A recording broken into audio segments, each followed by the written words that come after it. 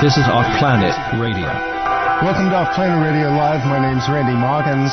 It is Wednesday, September the 5th, 2012. We're doing this over Skype through the studios of Wolf Spirit Radio tonight due to a technical glitch with our streaming system. So, my thanks to Dave for pulling us in and doing this.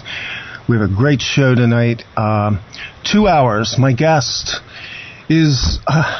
this is a very different subject for me, but in a way it's kind of all familiar. My guest is a practicing magician. He is an author of several books. He is an entrepreneur and a coach. And several of his titles are Protection and Reversal Magic Beyond 101, The Sorcerer's Secret Strategies in Practical Magic, and the book we're going to talk about tonight.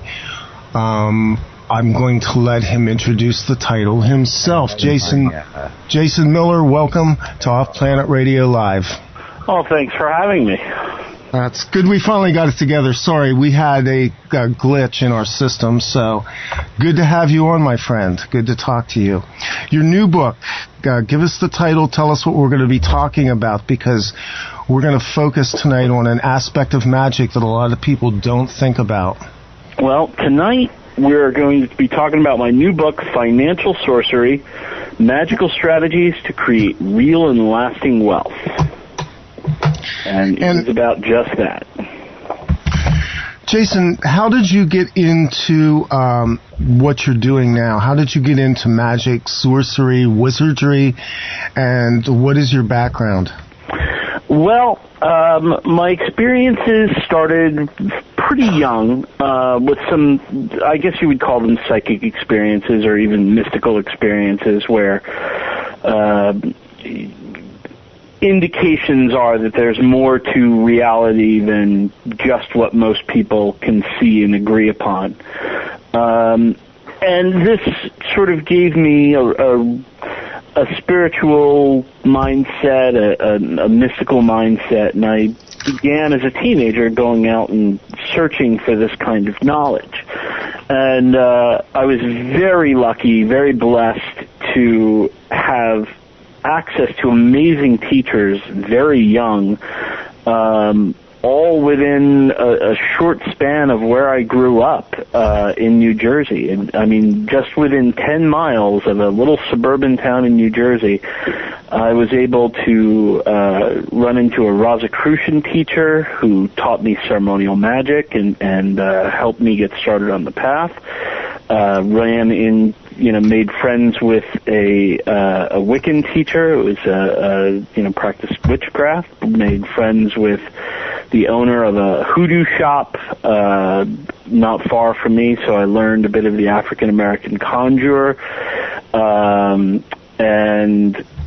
Finally, a man who became my long-term mentor in this life, John Reynolds, who's a Buddhist tantrika or a ngakpa, which is like a Tibetan sorcerer.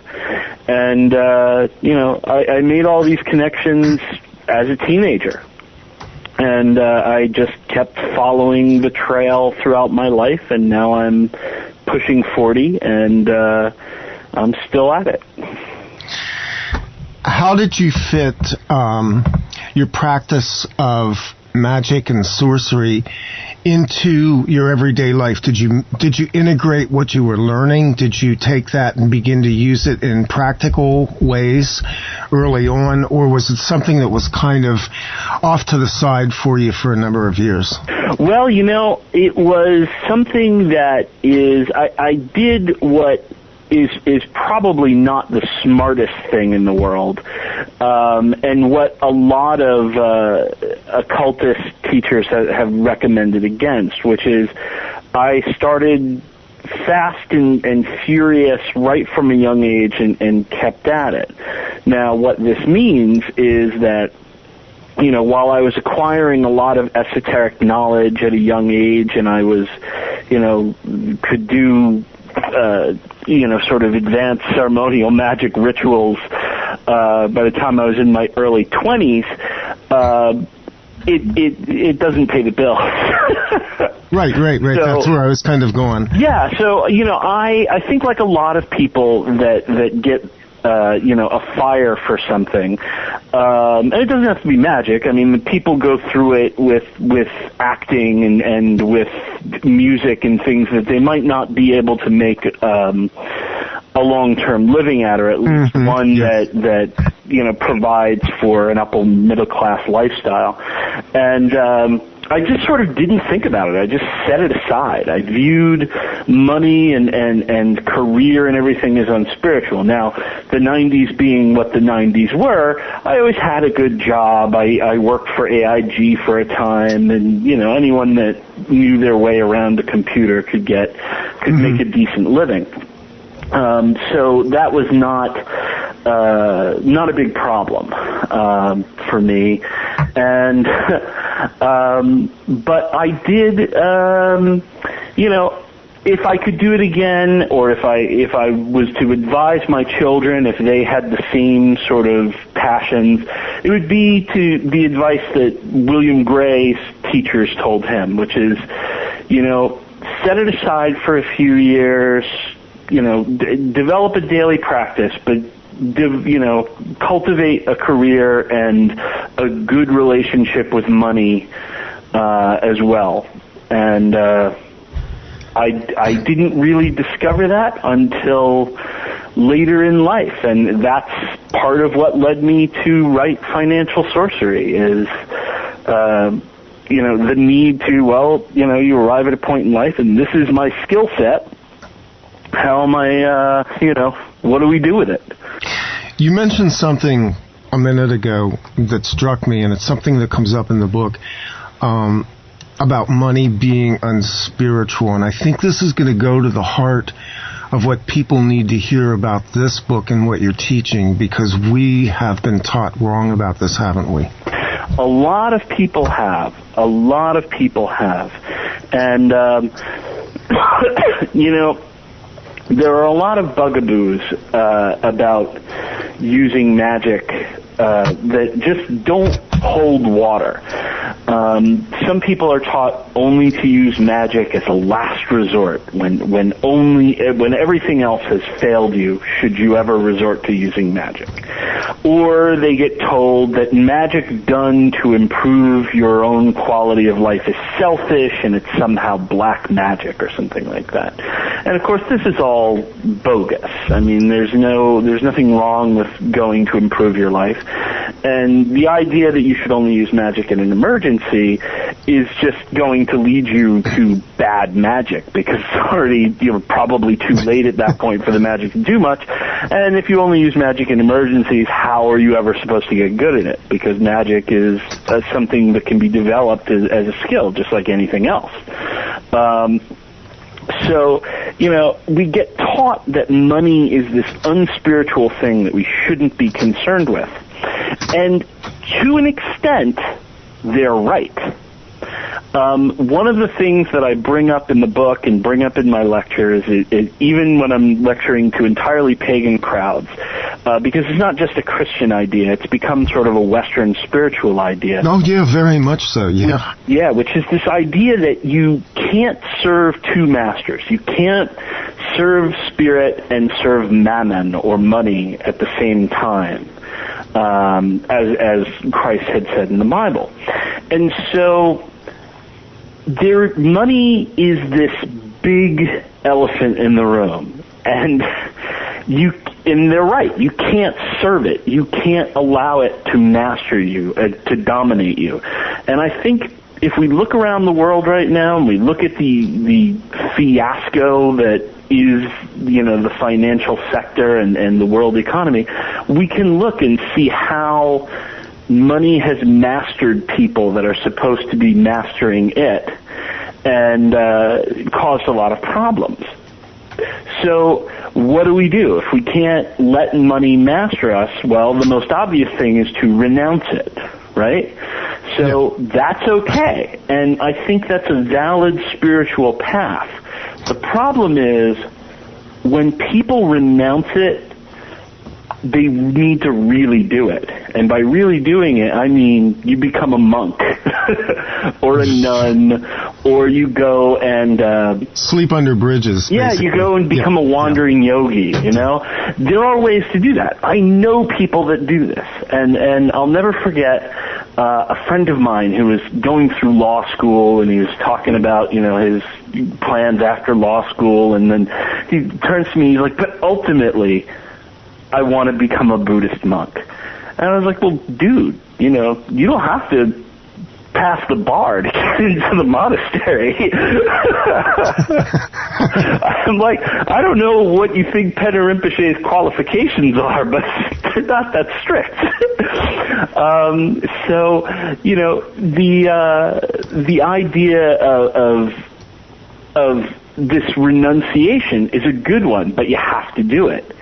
Now, I'm not ready to do that. I'm not willing to do that. Most people involved in magic and the occult are not willing to do that.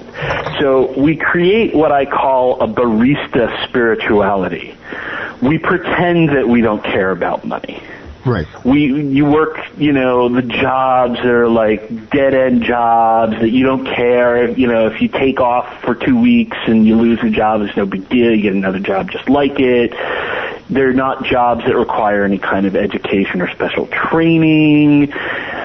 And those jobs are great in your early 20s, but they get old. And you can tell yourself that, well, you know, I don't really care about money, it's not my thing. But the reality is, you're working 40, 45 hours a week. You may as well make a decent living. And when you're 40 or when you're 50 and when you're 60, it's not providing the kind of life for you that you are going to want to have. So there is another option. If you can't let money master you and you can't renounce money entirely, then you have to master money. Just as surely as if it was a demon that you conjured into a triangle, you have to take control of it and say, you know, you are going to, you know, serve me. And that's what the book is about. One of the things that I thought early on, and it's something that I've studied and looked at for a number of years, and something that I don't think most people realize, in the backdrop of our culture, going back thousands of years, sorcery has existed on the positive and negative sides as a means to attain power, which is a lot of what it's about, in my opinion. And power is neutral. It can be used for good, it can be used for evil, but most people aren't aware of what's around them in terms of things like corporate logos, sigils that are used to communicate subliminal messages to us. The fact that a bank is effectively a temple. Oh, yeah. A bank is a temple, and when you look at it that way, when you go to a teller window, that's an altar. And the inner offices, that's an inner court. And you know, if you go into the vault, that's probably the equivalent of the Hebrew Holy of Holies when we're talking about the banking temple. So we have this power structure that's built on something that looks a whole hell of a lot like magic to me, and yet everybody goes, no, this is all practical, this is all linear, it's all math. No, it's not.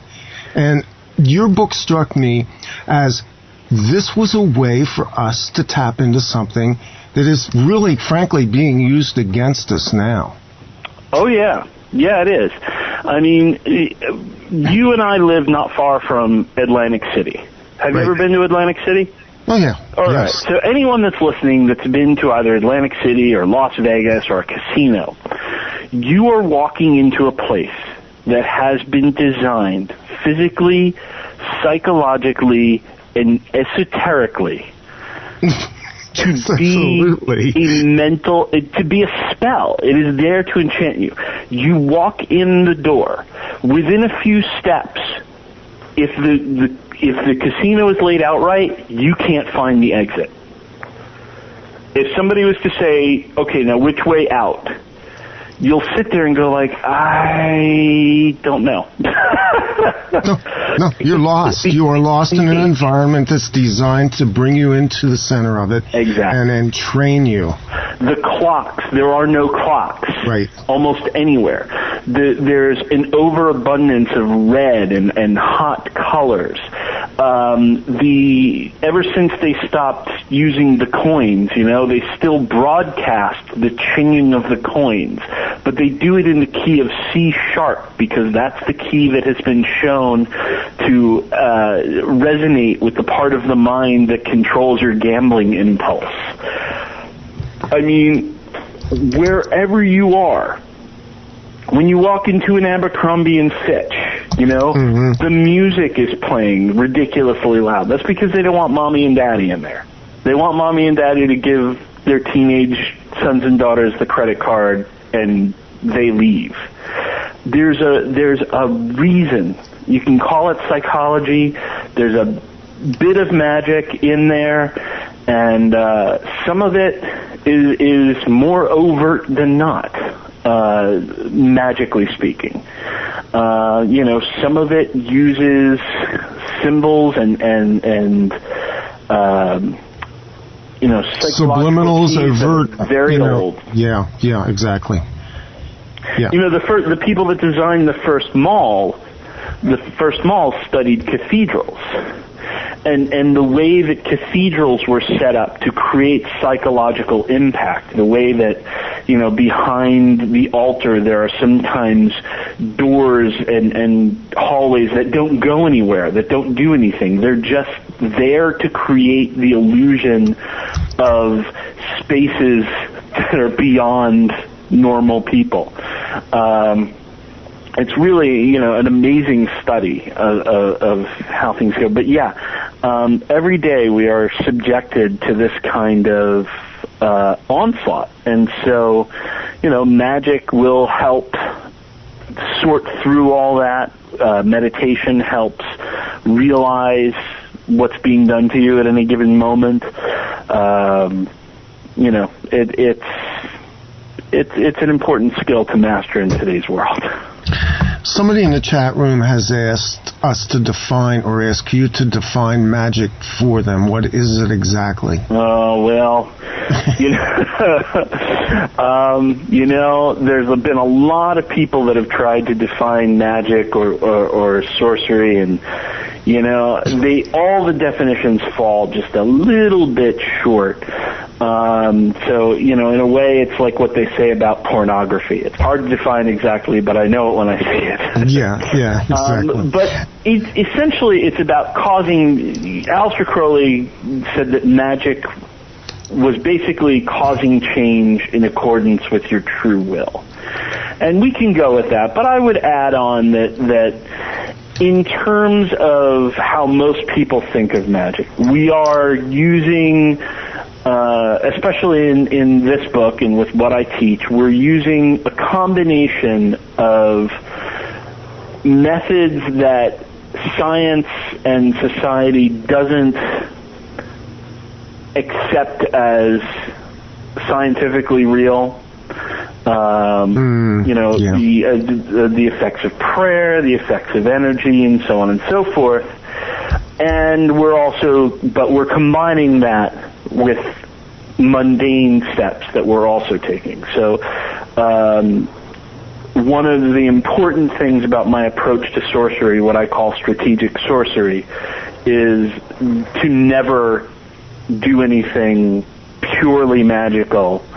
You must always be concerned about the mundane steps, and that's why a good portion of this book, the book has been reviewed now by people that don't even believe in magic or the occult. They've just read it because of the financial strategies in it and gave a decent review.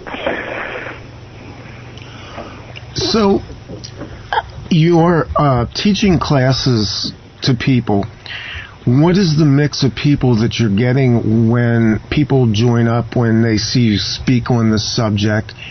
Are you getting a broad spectrum of people? Are you getting the people you would generally see at some of your presentations? Or are you starting to see an acceptance of this idea that's maybe cutting across social and economic paths a little bit? Well, I teach in two ways. I do some very limited lately classes that are live and in person.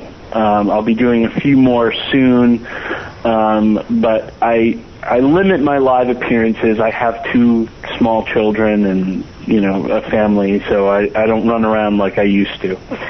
And then I, of course, teach through an online course called the Strategic Sorcery course, which is a year-long training course. Mm-hmm. Now, what I would say is that the people that show up to the live courses mostly self-identify as pagans, mostly self-identify as being out publicly, at least to some extent, as being pagan, pro-magic, etc., etc. Because they're being seen somewhere, usually in a cult store or something like that. Occasionally, you get somebody who shows up that is in the closet. They call in the broom closet, but not often. Now, the online course, because it's confidential, very different mix of people. I get a lot of professional people. In fact, I have several people from the financial sector that have taken the course and that have informally consulted with me as I, weave magic and personal finance together to create these strategies. So, there are people who have more positions that force them to be in the closet. They either have, positions in academia, positions in government, in a couple cases positions within churches, that, it wouldn't go over well that they're studying sorcery. But a lot of people want to study sorcery. Well, and again, I go back and, part of what I deal with on this show has a lot to do with areas that delve into black ops and government intelligence operations. And I have people inside of intelligence operations who have told me flat out, they use psychics, they use diviners, they use these same things that we're talking about at the highest levels of government intelligence, and I've heard the same thing from people on Wall Street and people in financial sectors. So, let's just drag them out of the closet, at least as a group, and say that this is a little more accepted than most people realize, even if it's done clandestinely. Yeah. Well, one of the big problems is the words witchcraft, the word occult, has a certain connotation in today's society, and because, as an example, people that self-identify as witches might run afoul of a conservative community because they're using a constellation of terms that were essentially plucked right from the Inquisition era. Whereas somebody that, say, practices druidry or asatru or something like that might not run into as much of a hassle because they're not using such titillating terms. But when we use witchcraft and the occult and voodoo and things like this, it upsets people. I'll never forget, I lived in Nepal for a time because my biggest magical interest has been in the magic of the Himalayas, of Tibetan Buddhism and so on. So I was living in Nepal, and I was talking with a friend who lives in New Orleans, and we had just attended this teaching on the Vajrakalaya rites, the famous Purba dagger, where you're creating this linga, which is sort of, for lack of a better word, it's like a dough image of a demon or your enemy, and you inscribe it in certain ways. You place it in a triangle, like you would a goetic demon, and then you do these incantations, and you stab it with the purba, and you're destroying this. So we had just attended this, and we're sitting there over lunch. at a restaurant a couple days later, and he's telling me, I'm talking to him about New Orleans, and he says, oh yeah, he's like, the voodoo, and that stuff scares the hell out of me. And I was like, really? I was like, what did you think we were just doing back there? And he's like, well, that's different. That's Buddhism. That's religion. And I'm like, dude, you made a voodoo doll and stabbed it. How much more voodoo can it be? Like, even actual Haitian voodoo saints don't do that.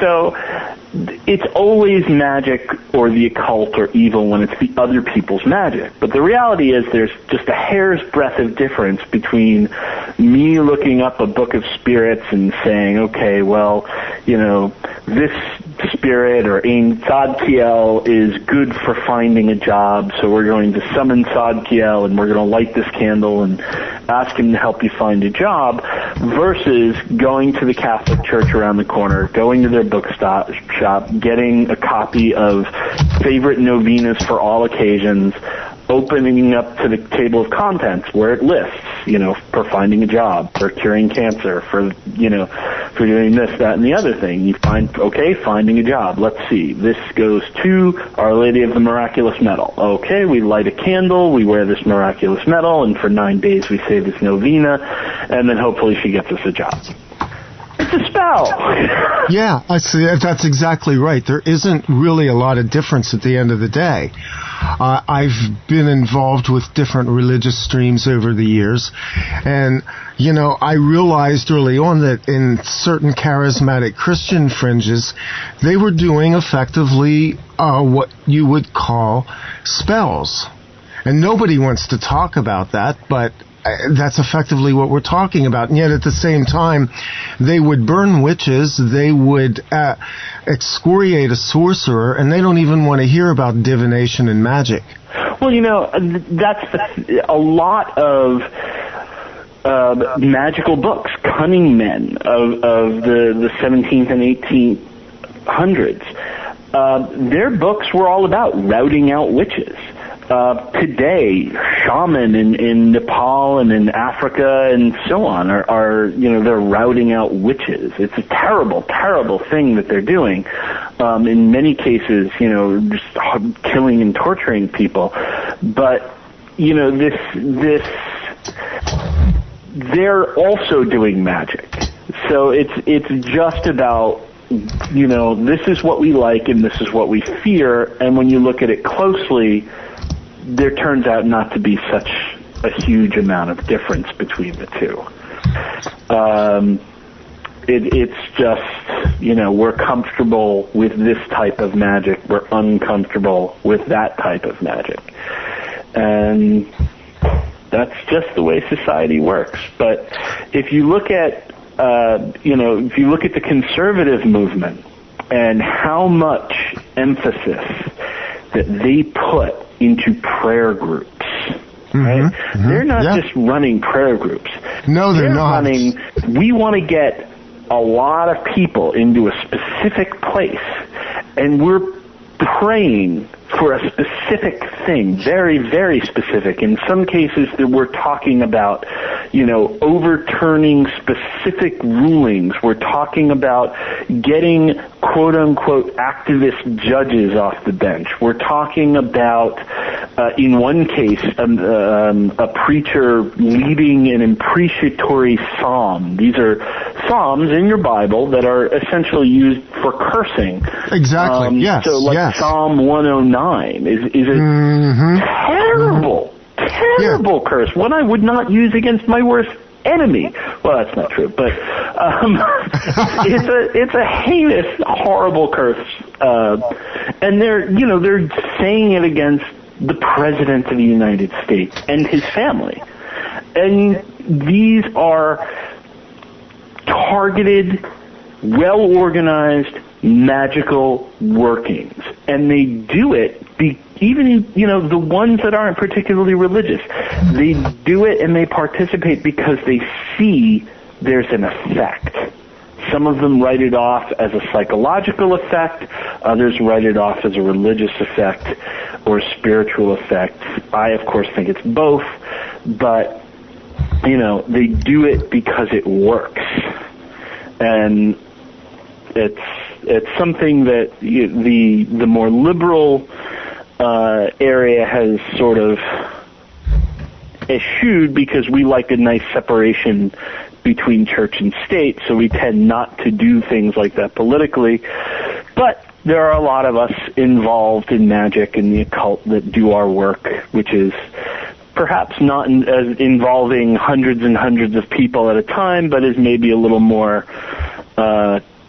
savvy in what we're doing. So hopefully, we balance it out. So how do we pull this into the financial area? How does the average person, first off, I realize your book is addressing some skills that are probably advanced level, but you, having read through the book, it appears as though someone can pick this book up and begin on a basic level. So where do we begin with this? Well, you can. This could, I wrote the book so that this could be maybe someone's second or third book on magic. It might be difficult if it was their first book on magic, just because I have a hard time writing at that level. But as a second or third book, it's definitely workable. And of course, I give recommendations for what you might use as your first book.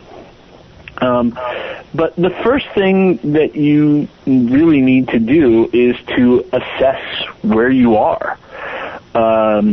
This is on a number of levels. You need to, before you develop even I talk about developing core skills of meditation and so on, and anyone that's taken any course with me knows that that's, my very first thing, like drop down and start meditating, because you have to get your mind in order.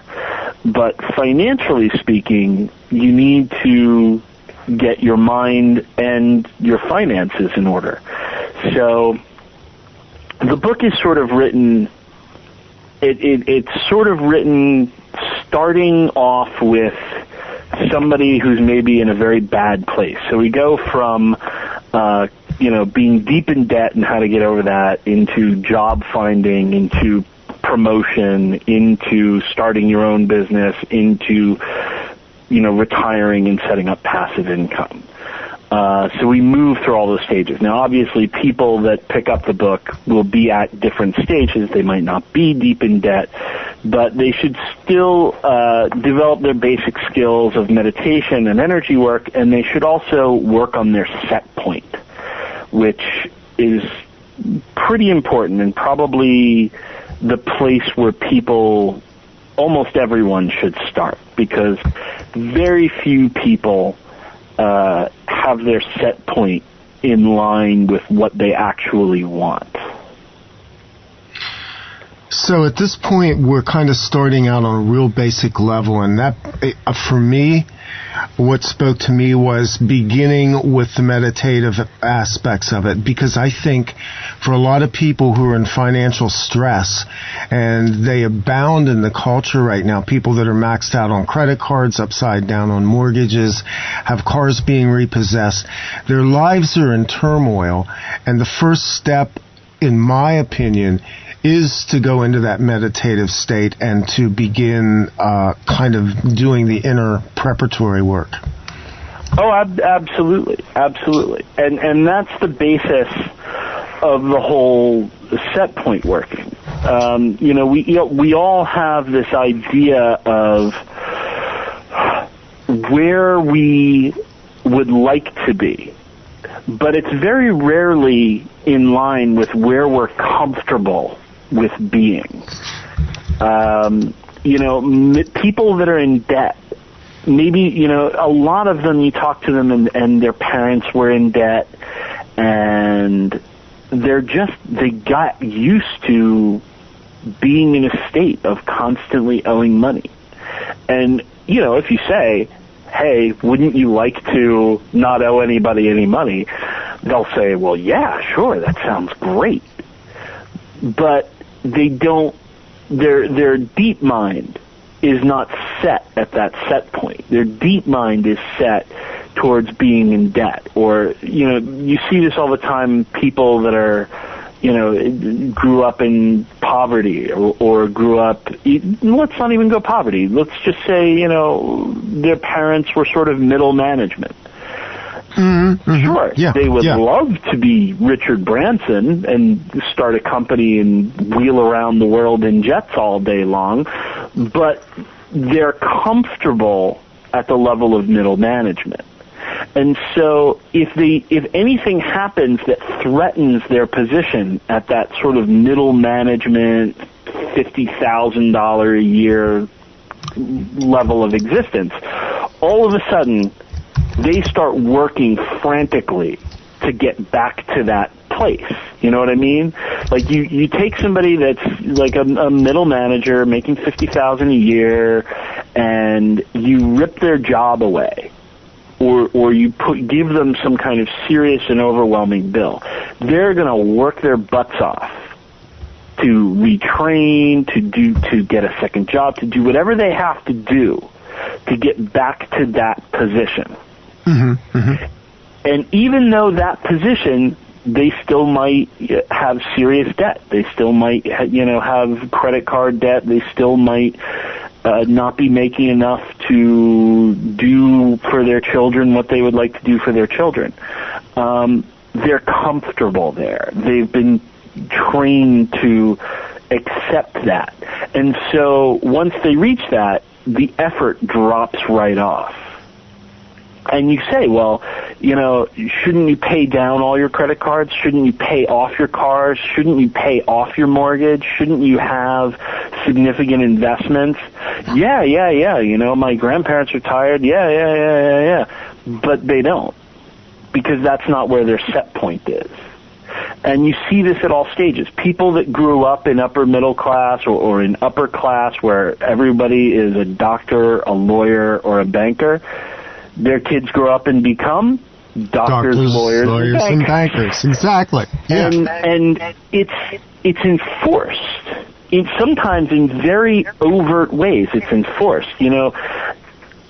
I have never talked to somebody who was from sort of a lower middle class or a lower class neighborhood, a low economic spectrum, that raised themselves up from it, that did not get some amount of crap for trying to educate themselves and get out of it. From my wife, who spent part of her childhood in a sort of a poor black area, she would get people that would harass her for doing your homework, or what are you trying to talk white? You're trying to act white. But you get the same thing in white areas of, say, West Virginia, or it's a coal mining town, and people just grow up and they're used to working the mine or in a factory, and you're going off to that elitist college or something like that. You're challenging the set point, and you're challenging the comfort if you're trying to break out of that. So it's enforced, sometimes with somebody literally bopping you in the face. You quote Ralph Waldo Emerson in your chapter on core skills, and the quote is, "The ancestor of every action is a thought."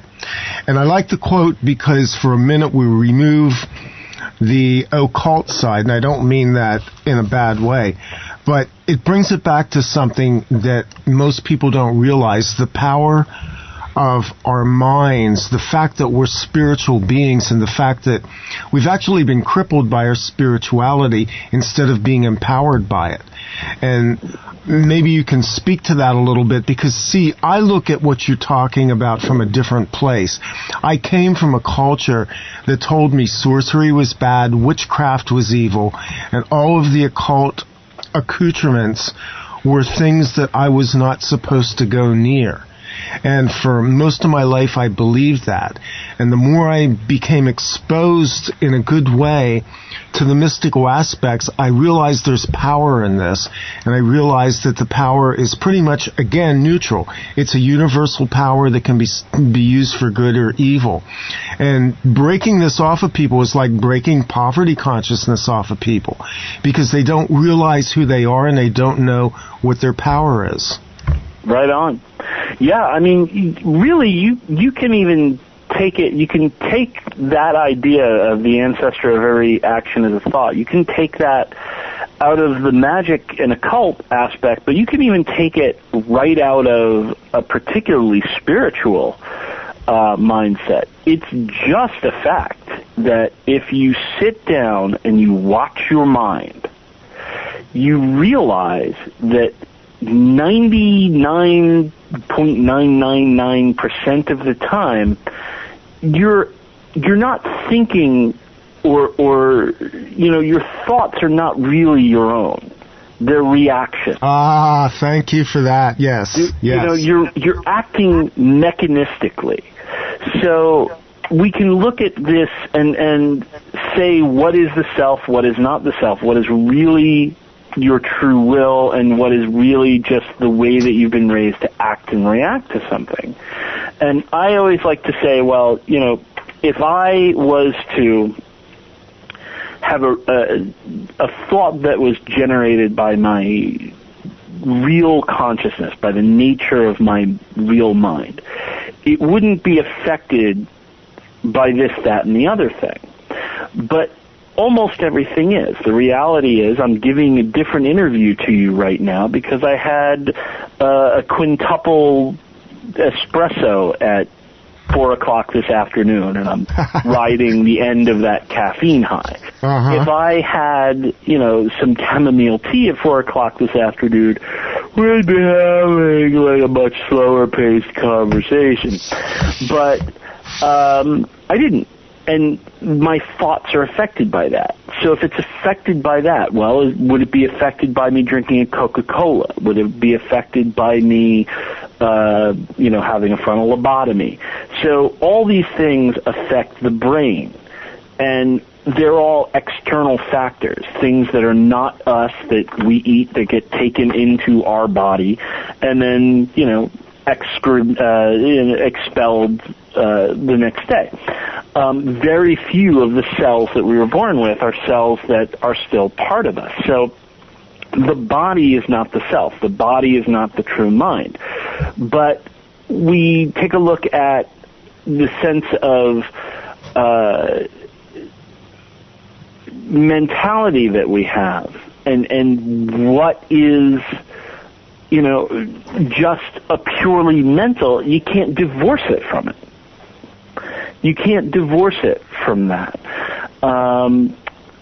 So we act and we react. The way that we're raised affects us just as much as what we've eaten that day, the traffic that we've sat in all day, what just happened. One of my teachers gives the example of a broken window.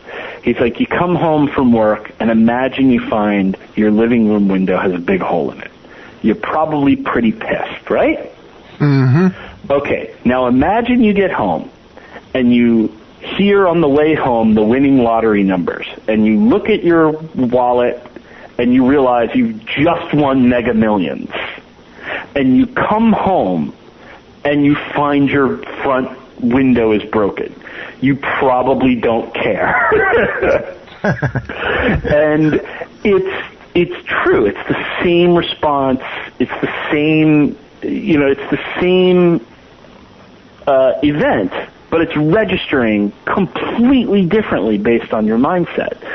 And the only effective way that I have ever come across to take control of your mindset is through meditation. There are other things that will put you into a quote-unquote meditative state, and people will tell me, oh, I don't meditate, I play basketball to get into that state, or I don't meditate, I do Tai Chi, or karate brings me to that state, or I don't meditate, I do ritual and things like that. And the thing that I always point out is that meditation is nothing but the experience of that state.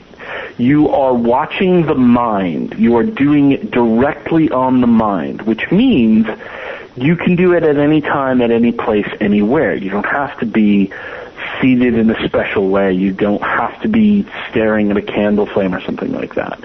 This is really useful because if you get into an argument with your boss and all of a sudden your brain is going, throw a right hook, knock his ass out, and your meditation goes, no, that is a distraction from what is really in my best interest and what I want to do here.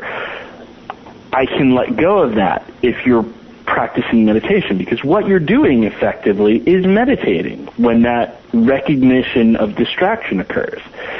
If that process is linked to, playing basketball or, doing Tai Chi, what are you going to do? Like, oh, hold on, boss, I got to do some Tai Chi? It's meditation is the act of controlling the mind itself. Everything else might lead you towards states that are arrived at through meditation, but it's not the same thing.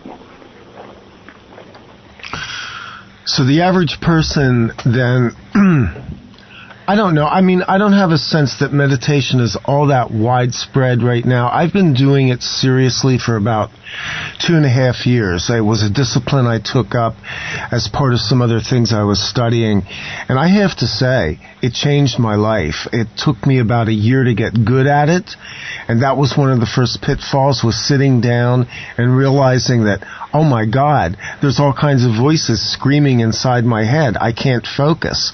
And it becomes very difficult. How do you overcome the initial difficulties of focus? Are there specific techniques that are better than others, or what do you recommend for somebody that has trouble shutting down all the background noise in the mind?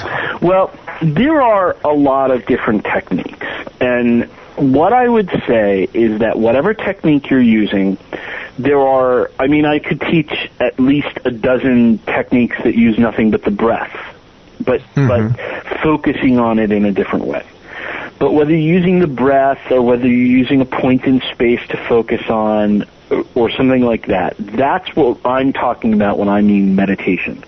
I mean getting the mind into an undistracted state, which opens up moments of pure awareness. Now, it doesn't really matter what the method that works is for you is the best method to use. And I clarify that in that, laying back and listening to Enya, taking a bath, might feel relaxing in meditation, but it's not what we're talking about when we mean meditation. Going on guided journeys and things like this is not what I'm talking about when I mean meditation. Those are technically meditations, but it's not what you and I are talking about right now. What we're talking about is a discipline. Now, what I would say is this. The number one thing that people need to hear about meditation is that you cannot be bad at meditation. You cannot be bad at meditation. I can't tell you how many people in my strategic sorcery course write me and say, I'm terrible at meditation. And I'm here to tell you, you cannot be bad at meditation. What they're thinking is that when they're going to sit down on their cushion, something amazing is going to happen. And then they sit down and they realize exactly what you just said. There are all these voices in their head, and they can't keep their mind straight. So they're thinking, breathe in, breathe out, breathe in, boy, I'm hungry, I wonder what's for dinner, maybe I should go pick up a pizza on the way home, oh, I'm not meditating anymore, hold on, I got to bring myself back to the meditation, breathe in, breathe out, and then, man, I'm terrible at this meditation thing. Oh, that in itself is a distraction. Let me bring myself back. And so they spend 20 minutes just getting distracted and pulling themselves back to the breath. Get distracted, pull themselves back to the breath. the major thing is to know is that is what is supposed to happen. You are developing the muscle that lets you know when you're distracted and developing the ability to pull yourself out of distraction without judgment and without despair or rippling the rest of your mind any more than is necessary. That is probably the most useful skill that anyone can have. And you're developing it. It just isn't the lights and amazing spiritual enlightenment that you hoped it would be at first. And maybe you never get that.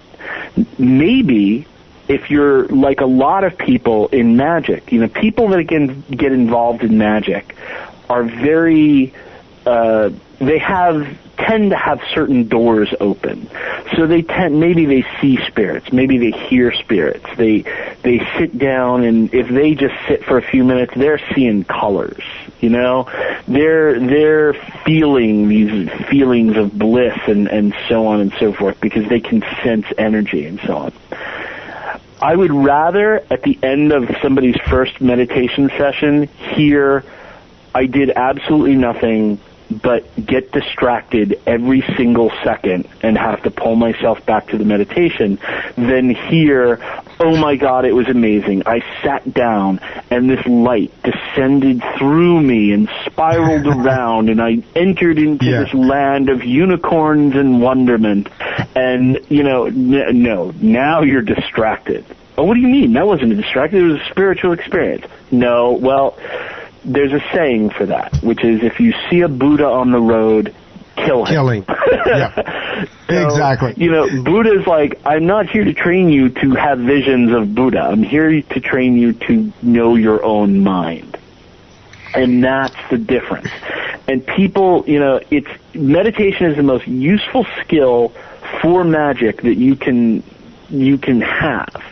But it goes against a lot of what people like in magic. Magical people like to see things and hear things and have these wild sort of visionary experiences. Meditation says, don't do that for now. You can do that later, but not now. Now you're getting to know your own mind, so you know when that stuff is real communication and when that stuff is just mental masturbation. Magicians like to get up. We like to do ritual. We like to draw symbols in the air. We like to burn incense and pray and things like that. Meditation says sit down and shut up. So it goes against a lot of what people look for in magic, witchcraft, and sorcery, but it is the magicians and witches and sorcerers that can master meditation have such a leg up on people that don't. So we kind of went through some basic aspects of meditation, and I'll say this for anybody that has doubt about this. This is very much like what you liken to training, to weight training. You're getting stronger. The fact that the first couple times you do it, all you did was fight off distraction just means that you exercise muscles you've never used before. It gets better. And my experience has been now 2 years plus into this that I can pretty much meditate anywhere. It doesn't even matter. I can sit down in a airline terminal and pretty comfortably slip into a state that's completely meditative. Rock on. That's right. So we get past this. Now, the person that I'm profiling that may be looking at your material, this book, they're in crisis. They're in debt. They've had a car repossessed. They're going to lose their house. They've lost their job. They have alleged credit card debt, and I like to put it that way because most debt's never proven legally anyway. But they're under pressure, and they are not thinking that meditation's their working fix right now. They need solutions. Bam, they need answers.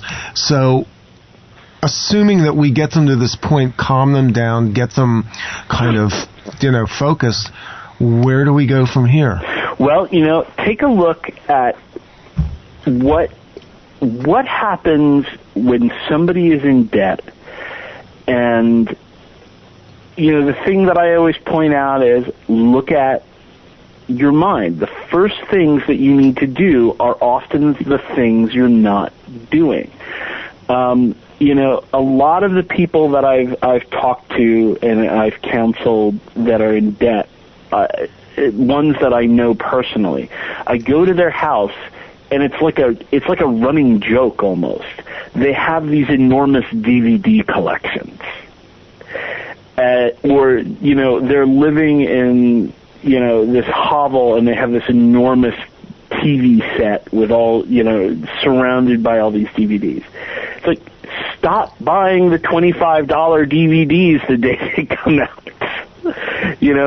Number one, you get control of your spending, of yourself.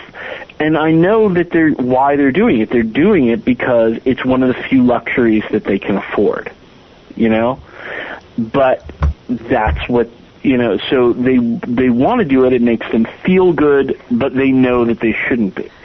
The other thing is they're not opening their mail. They're avoiding their phone calls. The number one thing that people have to do if they're in debt is when the phone call comes, pick up the phone. Talk to whoever is on the other line. Tell them the situation and sit down and say, what services do you have for people that are in debt and trying to pay it off? And you'll be amazed. Yes, collections companies, they might not have anything useful to say. So maybe you have to talk to a debt counselor. And I'm not talking about one of these people that you pay where you end up paying more for them to consolidate your debt. There are free services almost everywhere in the country for people that are deep in debt. You just need and there are reputable counselors out there, and there are ways to work through this. Absolutely. Yes. But it's not going to be high pressure situation. Right. But if it's something like, if it's like the IRS or something like that, you'll be amazed how amenable the IRS is to working with people that say, it's going to take me a long time, but I'm going to face this and pay it off. It's like all of a sudden, okay, well, let's set up a plan. And they work with you. I mean, it's amazing. I mean, I worked with somebody and they were even like, they're setting up a plan. They were like, well, December is coming up, so I want to do these payments, but I'm going to have a hard time putting anything under my kid's Christmas tree if I have to make that payment in December. And you know what the IRS said? Okay, well, we'll give you a waiver for December, and you pick back up again in January. Amazing. That's not what I would have told them. I'd have said, screw Christmas. Well, but I'm saying. But I understand. No, but what I'm saying, I understand what you're saying. That there's flexibility within this to be human, and I do think for people, and I've been there, that there are people who just look at this as a very long, dark tunnel. That once they go into it, they can't see the light at the other end. Exactly. So you need to get control of the mind, and the meditation is so key in keeping that going, in keeping you from just throwing your hands up in the air and saying, well, forget it. There's a way out of every hole, and it's not overnight. It might involve lifestyle change, but there is a way out. And in the book I give, a strategy where it begins with what I call a macro enchantment, which is one major overarching spell or invocation or ritual to oversee your problem, in this case, getting out of debt. And then you do the big self-assessment. Where am I? What is the money coming in? What is the money going out? You start off with your bills down to the last penny. The phone, the tolls, the gas, the Easy Pass, the food, every last penny that comes out, that goes in, and I give a list in the book on how to work through it all systematically, from the big things down to the small things. And even people that aren't in debt, when you lay it all out, and you can sit back, and after really what just amounts to a full night's work, you sit back and you're looking at the two piles. You're looking at the flow of money through your life. The pile of money coming in and the pile of money going out. It becomes very clear on what you will need to do to get out of it when. And there are ways to do it if you're not, it's not all about cutting spending. This is a major, major, major mistake that some people make. They think in terms of, well, I have a job and, I'm a male, I drive a UPS truck and what I make is what I make is what I make, so I just have to cut and cut and cut and cut to the bone. Well, you can only cut so much. You have certain living expenses, and unless you're going to go completely drastic, which is an option, you can only cut so much. So the option is, how do you make more money? How do you get a second job? Do you start a secondary business online? It's way better to increase the money coming in than to decrease the money going out. Because you can only decrease the money going out by so much, but you're only limited by ingenuity and, time for increasing the money coming in. I think you would probably agree with me, too, that most people that are in this trap have looked at everything as a zero-sum game. In other words, that whole idea that there's a fixed income, that there's this pile of bills, and that there's no way to pull more money in. The guy's working 50, 60 hours a week. Maybe the wife is also working. They're looking at money still as a fixed commodity over which they have very little control.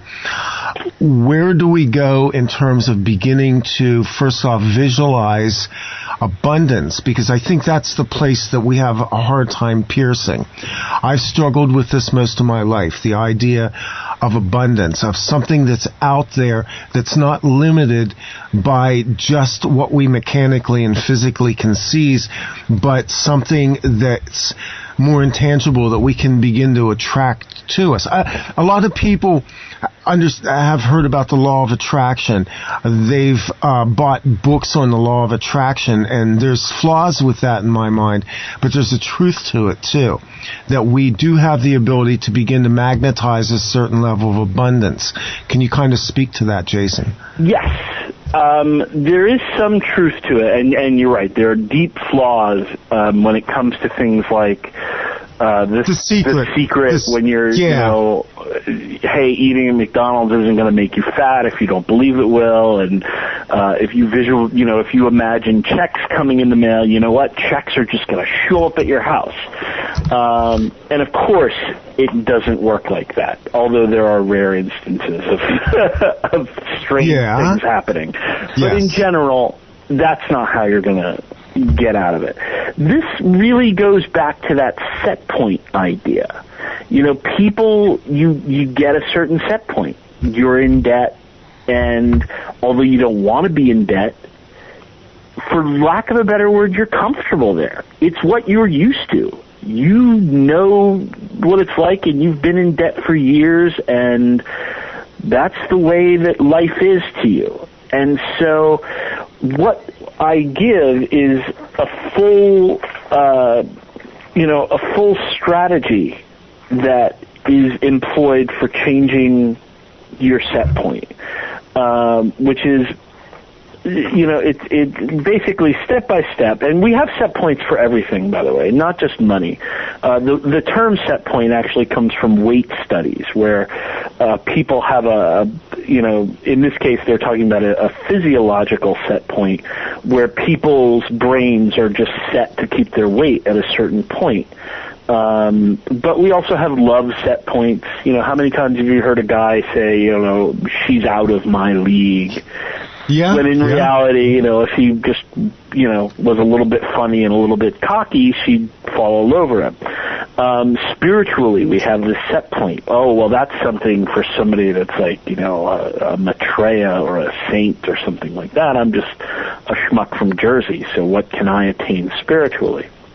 But this is all illusion. So, in the book I teach how to release the set point, both psychologically and ritually, how to free yourself from that set point, and then how to move that set point through role model study, through picking people that are where you want to be, and then how to basically model yourself, how to even go on a retreat and do nothing but immerse yourself in the world of the people that are living the life that you want to be, the people that are debt-free, the people that have abundance.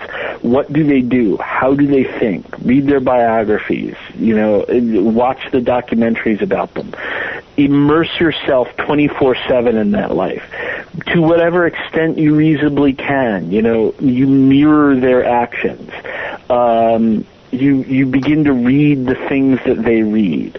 You surround yourself with those who already have their set points on target. This is huge, by the way. This simple thing. None of us you can look at it as like, so-and-so wants to make money, so they're not hanging out with their old friends anymore, and isn't that terrible? But it's not so terrible if your old friends are also in debt, and they're sort of used to you being in debt, and by you getting out of debt, you're sort of commenting on their life. It's the same thing with weight. If all your friends are used to being sort of the heavy set, unstylish dude or gal, and then suddenly you lose a lot of weight and you start dressing better and you start getting more confidence, watch how those friends can turn on you and get snarky. I've seen this, and I've seen where, the woman, maybe she's gotten a divorce and she's suddenly single or something, and she loses a lot of weight and she dolls up, and all of a sudden there's a different response. And the negative side of that is one aspect of it. The positive side is the other. You're probably shedding off some of the people that have been reinforcing your negative set point. That's it. And, with money if you can start to sort of just befriend people that have money, not to ask for money, but people with money like to talk about money, what they do with their money, how they invest it, etc., etc. And they love to give advice about it because they spend a lot of time on it. And don't we all like to talk about the things that we spend a lot of time on? So, if you go up to somebody and you say, hey, I have this strange idea that I'd like you to invest in, maybe you're not going to get such a good response. But if you go up to somebody and you say, I really love the way that, you seem to have everything together with how you invest things. Can I sit down with you and pick your brain for an hour? Because no one ever really went over that with me. They're going to say yes. They're going to say sure. Yeah. Yeah. That's flattering to people. People actually like that because it puts them in a position of imparting knowledge. So, you set yourself to this new set point. And then there is a ritual that I give to help, reorient yourself there. And then finally, the final resetting of your set point is accomplished through success. You have to do something. You have to accomplish something. If that's, paying off a credit card, completely and then, tearing it up or putting it in a block of ice or, whatever it is so that you don't use it again, that's a huge thing. It's a huge thing. And that will move your set point. And that's really how to do it. I mean, you can invoke the gods of wealth and Jupiter, and I recommend that you do so. And you can think in terms of using some of the tools from the books on law of attraction, like vision boards and things like that, and envisioning a better life, the life you want, and so on. But those things have to be coupled with action. Those things have to be coupled with both real world, and if you're if you're a magician or a witch, they have to be coupled with magical actions as well. Otherwise, what good is it? What about the power of words? I know you deal with incantations a little bit, which are words. How powerful are our words in forming actions and thoughts that are congruent with going to a new set point? Oh, huge. I mean, this is, the way that we term things is so vital. You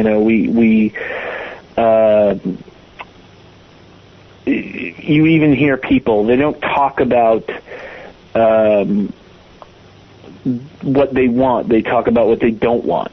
I don't want to work 40 hours a week anymore. I don't want to have this job anymore. Well, talk more about the job you do want. What do you want to be doing with your time? Or, I'm so scared of what is going to happen to me when I get older. And man, today, this is like everybody. Never mind the people that are in debt. Like people that are living, perfect upper middle class lives. They're, unless they've been squirreling a lot of money away, they're wondering how they're going to get by in their golden years, because who knows, will Social Security be there? And even if it is, it's barely enough to put pet food on the table. My company probably isn't offering a pension anymore, and maybe they've taken away the 401k match. Well, I don't know what the hell to do. So instead of focusing on that, you get in your 40s and it's not such a long trip to your 60s anymore. You're as close to 60 as you are to 20. So you start thinking in terms of like, well, what am I going to do when I get too old to want to work anymore? Who's going to take care of me? It's a scary thing, but instead of focusing on, oh my God, isn't this a disaster? And then what happens is that everyone around you goes, yeah, it's a freaking mess, and who knows what we're going to do about it. Let's go have a beer. Rather than that, you should be focusing on, okay, well, this, what I want in my golden years is to be able to live this way, and it puts you more in the mindset of, and this is what I'm going to do about it, as opposed to, I'm screwed, you're screwed, we're all screwed, isn't society screwed up? Yeah, which kind of is the mindset out there right now, the way I see it. It is, but there are, if your viewers haven't picked it up by now, I am generally left-leaning politically speaking. But, while I think that the whole pull yourself up by your own bootstraps is not a good way to run society or run your government, there is personally, I think it's a good philosophy to have to the extent that you can do it. We are living in a society that has all these problems. We are living in a society where unless you work for the government, you probably don't have a pension. You probably these days, especially if you're a younger worker, you don't have a 401k match. You know, it's a problem. But you're also living in a society of unprecedented opportunity. 20 years ago, if you wanted to form your own business, you would have to have a huge loan because you would need a physical space. You would need, you know, to do a lot of physical marketing and advertising that was costly just to even let people know that you were out there. But nowadays, for a couple $100, you can start a website to advertise the dumbest idea that you can possibly come up with. Yes. And throw it against the wall and see what sticks. I mean, look at me. I make money as a sorcerer, for crying out loud. Well, and you know, that's actually the point of it, that you know, we are living in a period where technology makes this possible. I mean, you're also a book author, and you're promoting yourself on the internet. That's how kind of we connected. Boy, the story of how we connected is in itself a whole series of synchronicities. Sure. But at this point, we're a little over an hour. Tell people where they can find you, where they can find your book, so we don't forget about this. Okay. Well, the easiest way to find me is to Google the words strategic sorcery. And you'll find my website, you'll find my blog, you'll find my course.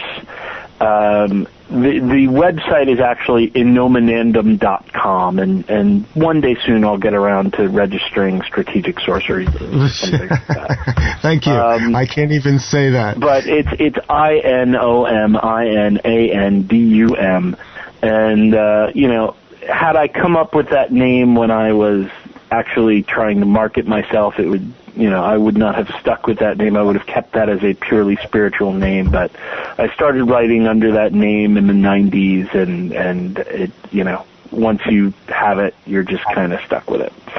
So as difficult as it is to spell, you won't confuse me with anyone else. Right. But Google strategic sorcery, and you'll find me. And the books are available anywhere. If you go to your local bookstore and your local Barnes & Noble and it's not there, demand that it be put on the shelf. Because it is, you know, it's available through major book distributors. So it's not like a private press or something like that. It's New Page Publications. So it's a, you know, it's a real publisher, real book. Not that, you know, privately printed books aren't real. Some of my favorite books, especially in the occult community, are privately printed or from small presses like Scarlet Imprint and Habian and so on and so forth. So I don't mean it like that, but I mean that, you know, if you go into Barnes & Noble, they'll have no trouble ordering it and finding out how to order it. You just have to tell them Financial Sorcery from Jason Miller, and they'll be able to look it up and get it without any problem. And you're also on Amazon. And I am on Amazon, and it's available as Kindle. It's available in Nook. So all the major formats, it is available, and from all major distributors, it's available. So. And we will put links up when this show posts onto the website as well, with all that connecting information. And the reason why I wanted to break at this point is because we usually do 2 files on the website, and that kind of at least gives us a place where we can break it a little bit. I want to take us in a couple other directions, because I know I had some questions from people about some of your other work. I first need to say that this show has taken on some support. We are now being supported and sponsored by Fifth Estate Publishing, which is the publishing company for Dr. Joseph Lumpkin's work. And you can find them at fifthestatepub.com. Specialize in spirituality books, I guess what you would call alternative Christianity. There's martial arts, philosophy, poetry, religion, and theology, and they're going to be coming up beside us to help fund this show. So my thanks to Fifth Estate Publishing, to Dr. Lumpkin, and you can find the website at fifthestatepub.com. Also, my thanks to those who have continued to support us. Some of you out there have been very kind and generous with donations, and we appreciate that as well. The listener is always the first sponsor. And we'll take a break at this point. We'll come back on the other side to talk a little bit more about magic, sorcery, what it means to you, and some other subjects. When we return on Offplanet Radio Live, I'm Randy Moggins. We will be right back.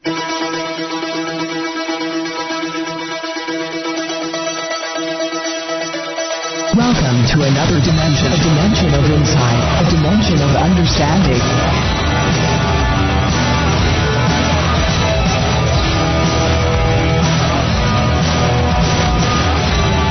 You are entering a place where reality collides with truth. There are no limits, there are no boundaries. This is Offplanet Radio.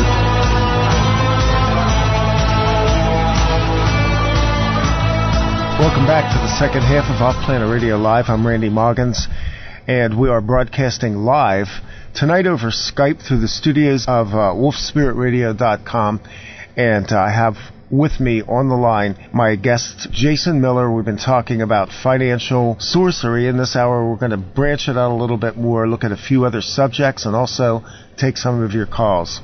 So, Jason, you've published a number of books, and one of them that is of particular interest to me goes into protection and reversal magic. And the magic word aside for a minute, because it's important, protection is something that I think even goes into what we've talked about in the first part of this interview, because a lot of people don't realize how spiritually open they are and how influenced we are by forces that circulate around us. Can you talk about that a little bit? Absolutely. To take a sort of a very traditional, almost shamanic view of reality, there are these layers of intersecting reality, of spiritual reality, and they do affect one another. So, for instance, by driving in certain areas, by building in certain areas, by polluting certain areas, we are upsetting not only the balance of nature and animals and so on and so forth, but we're upsetting a spiritual environment as well. And they can, to a limited extent, take retribution at us. And so there is that level where, there's healing that can be done. One example from when I was living in Nepal is someone that bathed against their guide's advice. They bathed in a pool that was sacred to Nagas, these serpent-like lake spirits, and then had developed this nervous disorder that the hospital couldn't really do anything about, but that a Tibetan doctor was able to prescribe some medication for, but also prescribed some offerings to be done to appease the Nagas. So that kind of protection is one level of protection. Other levels of magical and psychic protection that we think about are ways that we can affect our own selves by not keeping our own vows. This is particularly true if we're, in a spiritual path that has guardians and so on, and we take an oath or something like that, and then we break that oath. Well, those guardians are there to protect not just you as a person, but the tradition as well. So they're in a way, they're protecting you from yourself. In which case, there might be some retribution against you if you're breaking your own vows.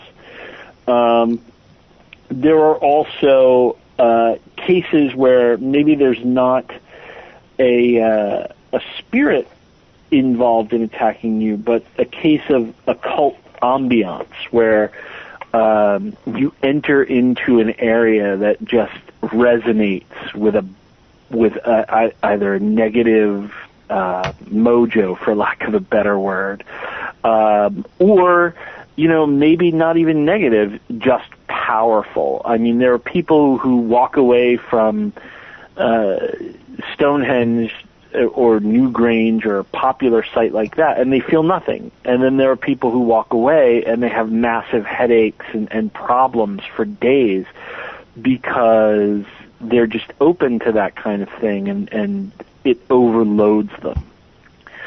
So that type of occult ambiance is not limited to famous sites like that. These sites can exist everywhere. They can exist in cities. They can exist in towns.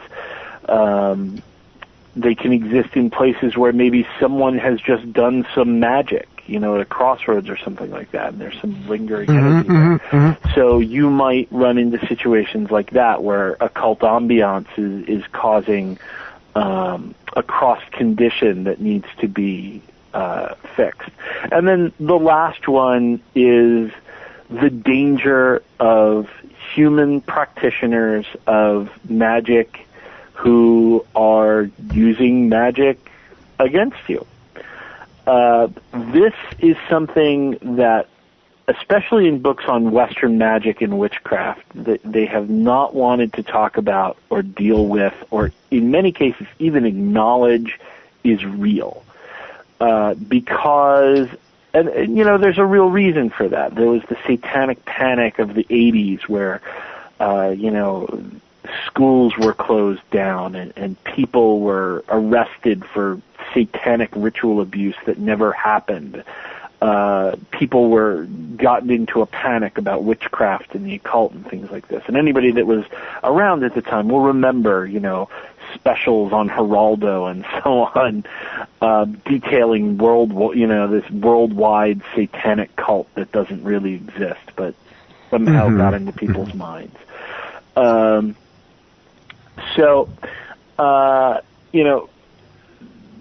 But the reality is you can whitewash it, you can pretend it doesn't exist, you can say that any real witch follows the Wiccan rede of "and ye harm none," but that's not really the case. There's nothing more traditional than a witch slinging a curse. And history testifies to this. Even looking back at ancient Greece, something that professors of ancient Greece are not comfortable talking about all the time, because they like to present this enlightened Greece of Plato and Aristotle and high culture. Right, yeah. They really don't like to talk about Difixione tablets, which are dug up all over Greece. These are lead tablets, lead being the metal of Saturn. And they have things on them like, so-and-so stole my wife, so Hecate of the underworld, would you please go and, make his nads dry up and he'll never be able to have sex again, or, I'm so-and-so broke my horse's leg, will you make sure that his horse collapses in the games this week? And, really kind of petty stuff. And, there's hundreds and hundreds of these. There's a great book called Curse Tablets or Binding Spells from the Ancient World. And it's nothing but a collection of just these tablets, more and more and more and more of them. But this exists everywhere. And people do use it. And people often will think maybe they're in the right. They have a boss that's overbearing and so on and so forth, and they feel cheated, and, don't you recognize that they're a valuable asset and you don't treat them the way they should, so they're going to curse you. Or you had a bad day and you gave them bad service or something like that, so they're going to curse you. Or it's an unintentional curse, like the evil eye is thought to be, where, a jealous person or an envious person gives you the evil stink eye, and it just through pure psychic power.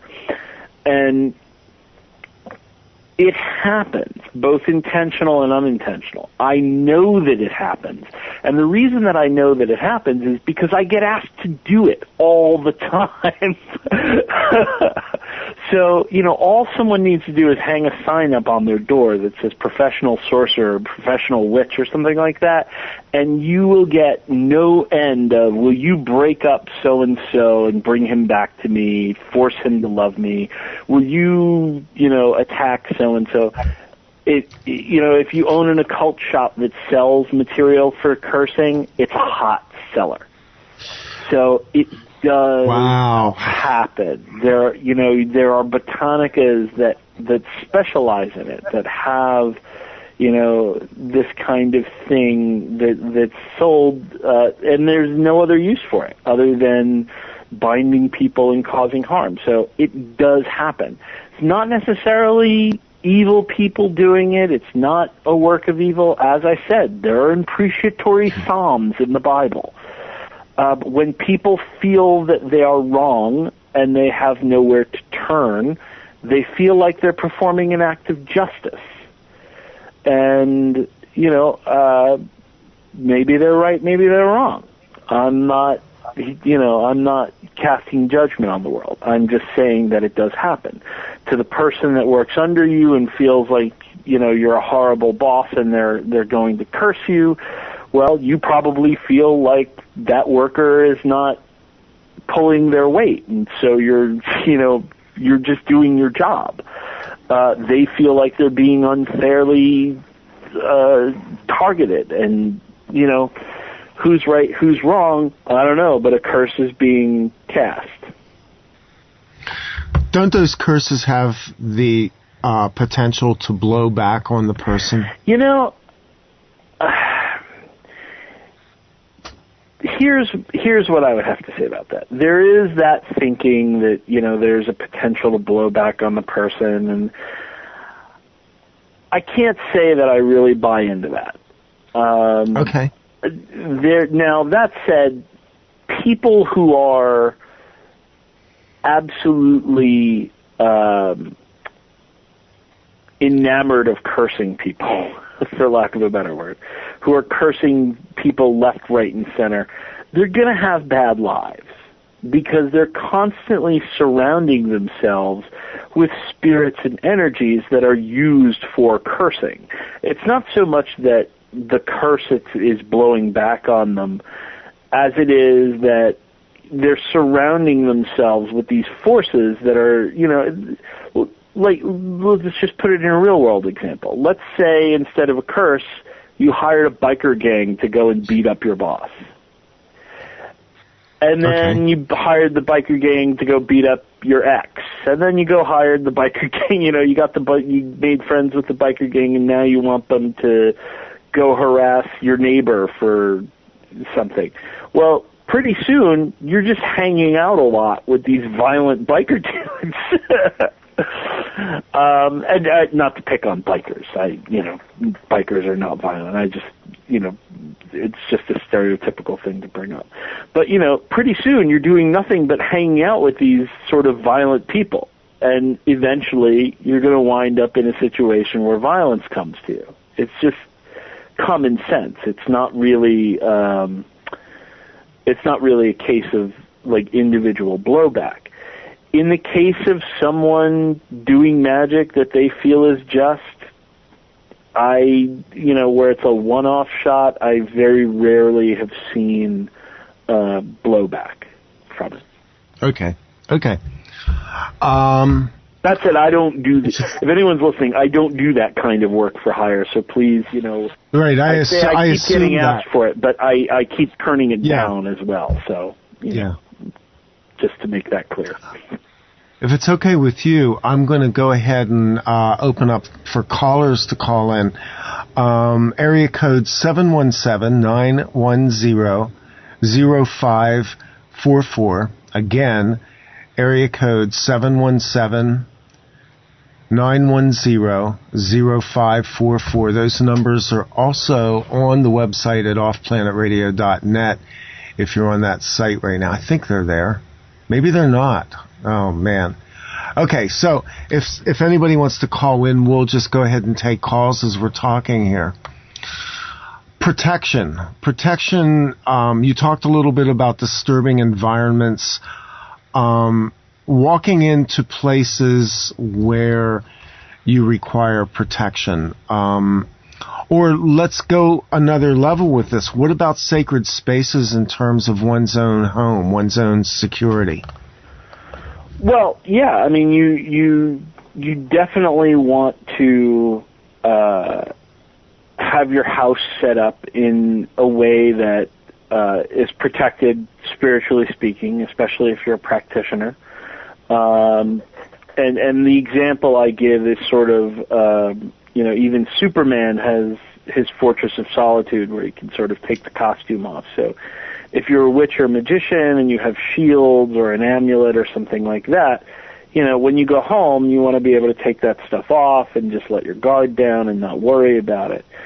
So, there are things to do in the book, Protection and Reversal Magic. I give ways to wash the floor and to sense the air with incense, to set up, to cleanse the space, and then ways to set up energetic perimeters around the house, and then how to set up amulets and physical things that will keep that energetic barrier and that spiritual boundary in place without you having to think about it all the time.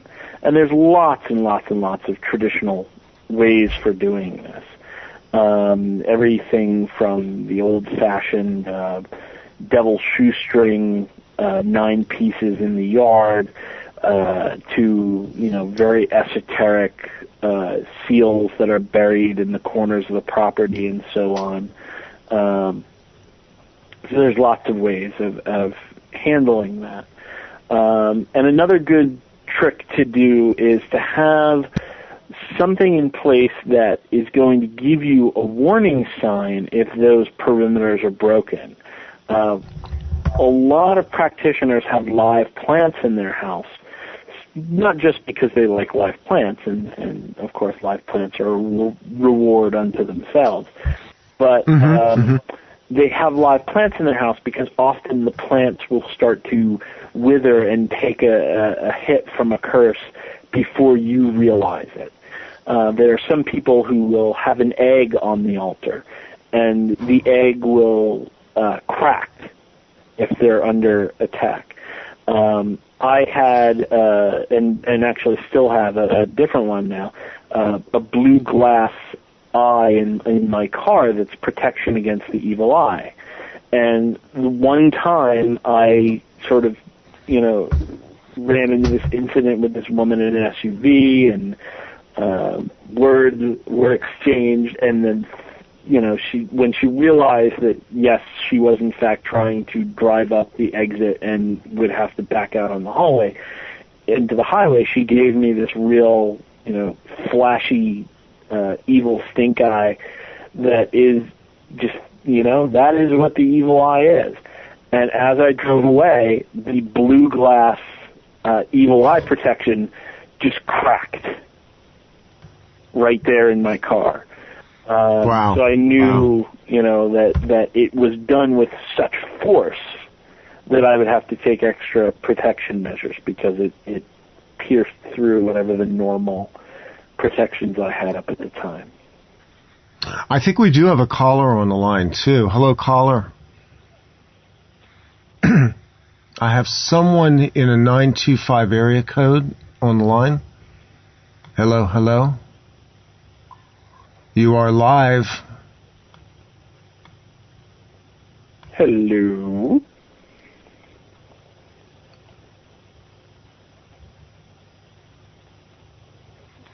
Okay, go ahead and try calling back in. I did bring you in on the conference.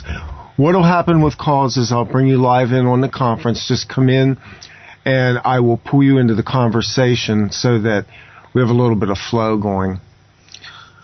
So we've talked about protection of our domiciles, our cars, ourselves.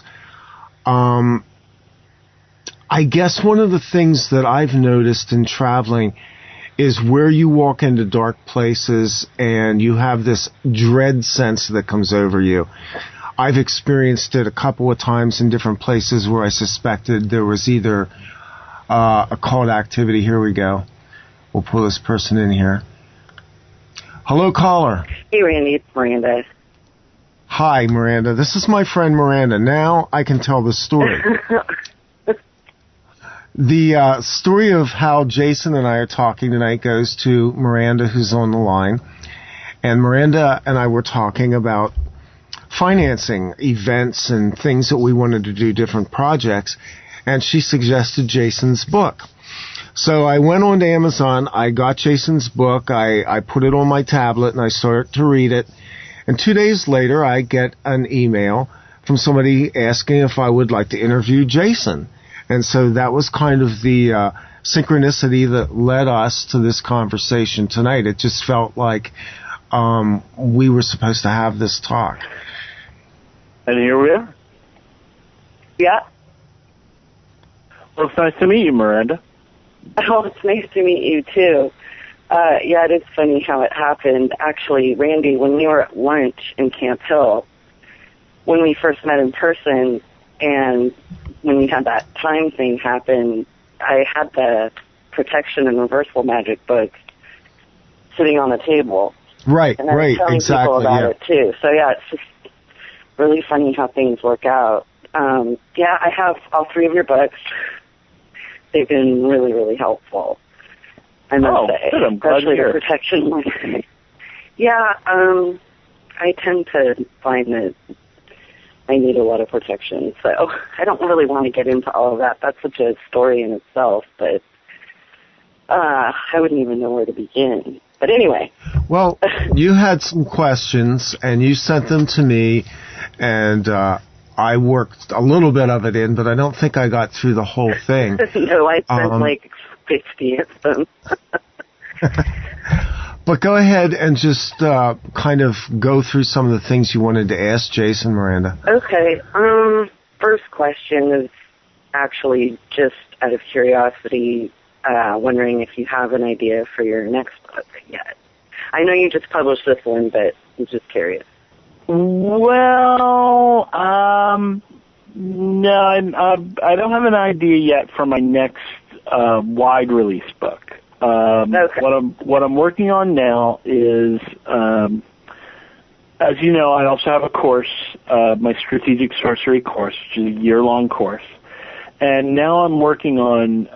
I'm like 2 months behind for the people that are in the alpha test of the strategic self course, which is focuses on non-ritual ways of transforming the self. And I am also working on putting together a strategic sorcery grimoire for people that that are in the course.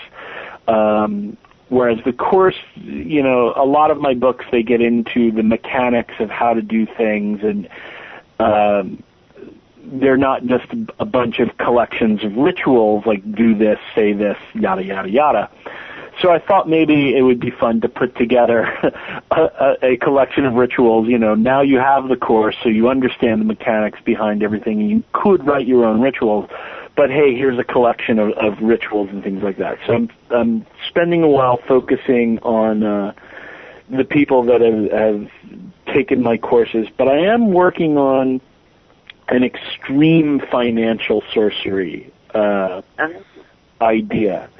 And this would be, you know, everything in financial sorcery is sort of a mainstream idea of personal finance, but with magic thrown in the mix. So this would be sort of more radical ideas. So in the case of like getting rid of debt, this would be, you know, taking a year and making it the worst year of your life on purpose. You know, getting 3 jobs and sleeping on your parents' couch and, you know, selling all your worldly belongings and maybe even being homeless. But at the end of a year, walking away with, you know, $70,000 cash in hand. Or in the case of somebody who's looking for work, how does one get qualified very quickly? How does one use magic to, bolster one's education on a fast-track credential? Not every job that says they require a degree doesn't really require a degree. It requires a certain set of skills. So how do you get past that barrier? There are some sort of tricksy, off the cuff, what my friend Gordon would say, black hat ways of doing that.